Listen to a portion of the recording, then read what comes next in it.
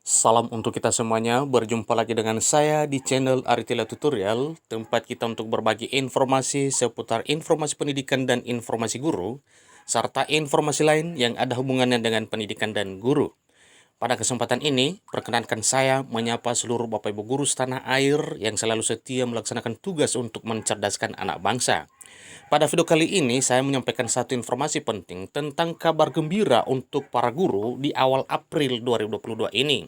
Ini langsung dari 3 kementerian, mulai dari Kementerian Pendidikan dan Kebudayaan, Riset dan Teknologi, Kemdikbudristek, sampai pada Menteri Keuangan. Bapak Ibu, simak videonya, jangan ketinggalan informasi, dan bagi Bapak Ibu yang baru menemukan video di channel ini, silakan dukung dengan cara like dan subscribe, share, dan komen.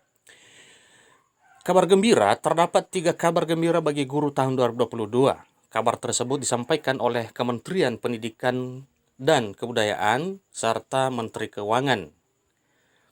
Kabar gembira untuk guru pada tahun 2022 yang akan dibahas mengenai tahap optimalisasi formasi, gaji serta jam mengajar.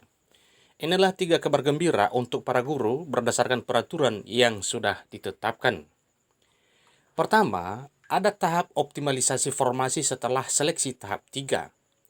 Terkait dengan hal ini, penjelasan untuk yang lulus dan memenuhi passing grade namun belum mendapat formasi hingga di tahap 3, terdapat alternatif lain. Menteri Pendidikan Nadiem Makarim menyatakan terkait adanya ronde ketiga, lalu setelah itu misalnya tidak lulus di ujian kedua, bisa juga di ujian ketiga. Di ronde ketiga ini, seluruh peserta dapat melamar pada formasi lintas daerah yang belum terisi, ujarnya. Bagi yang sudah lulus, bebas memilih lintas daerah. Hal tersebut ditujukan untuk optimalisasi pengisian formasi kosong. Jadi, mereka benar-benar bebas memilih lintas daerah. Namun setelah itu, adapun setelah ujian ketiga, kita akan melakukan optimalisasi pengisian formasi kosong, ujarnya. Jadi, ini ada banyak tahap-tahapnya, Bapak Ibu, di mana kita akan terus mencoba mengisi kekosongan ini. Depannya ada lagi, proses lagi tambahnya. Berdasarkan penjelasan dari Menteri Pendidikan Nadiem Makarim, jika tidak lulus tahap 3 seleksi P3K, masih ada senjata pamungkas.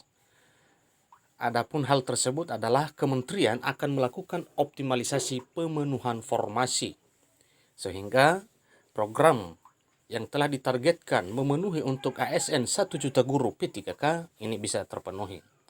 Poin yang kedua yaitu paparan Menteri Keuangan tentang gaji. Gaji apa ini? Yaitu tentang gaji ASN P3K.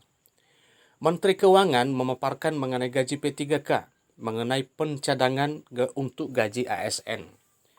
Tahun 2021 ini telah dicadangkan 1,46 triliun untuk gaji ASN pusat maupun yang baru, ujarnya. Artinya, nantinya ini kalau para guru honorer yang sudah diterima akan menjadi guru P3K, maka akan mendapatkan gaji sebagai ASN dan tunjangan kinerja dan sejenisnya untuk guru, tambahnya. Tak hanya itu saja, terdapat pula tunjangan untuk guru P3K yang sudah menikah. Total memiliki 2 anak, artinya 2 anak diperkenankan untuk masuk pada tabel tunjangan gaji. Termasuk yang dalam hal ini sebesar 4.060.490 bagi guru yang menikah dan yang memiliki 2 anak dari sisi total tunjangan kinerjanya, ujarnya. Bicara tentang P3K, baik dari kalangan struktural maupun fungsional, diatur dalam peraturan Presiden Republik Indonesia nomor 98 tahun 2020. Peraturan tersebut tentang gaji dan tunjangan pegawai pemerintah dengan perjanjian kerja. Peraturan tersebut tentang gaji dan tunjangan pegawai pemerintah dengan perjanjian kerja, dalam aturan ini diatur tentang rincian gajinya. Guru P3K dari golongan 9 memperoleh gaji pokok 2.966.500 mulai dari 0 tahun. Tunjangan termuat dalam pasal 4 sebagaimana dimaksud dalam pasal 2 ayat 1, diberikan tunjangan sesuai tunjangan pegawai negeri sipil pada instansi pemerintah tempat P3K bekerja. Tunjangan termuat dalam pasal 4 sebagaimana dimaksud dalam pasal 2 ayat 1 diberikan tunjangan sesuai tunjangan pegawai negeri sipil pada instansi pemerintah tempat P3K bekerja, antara lain tunjangan keluarga 1 istri atau suami kalau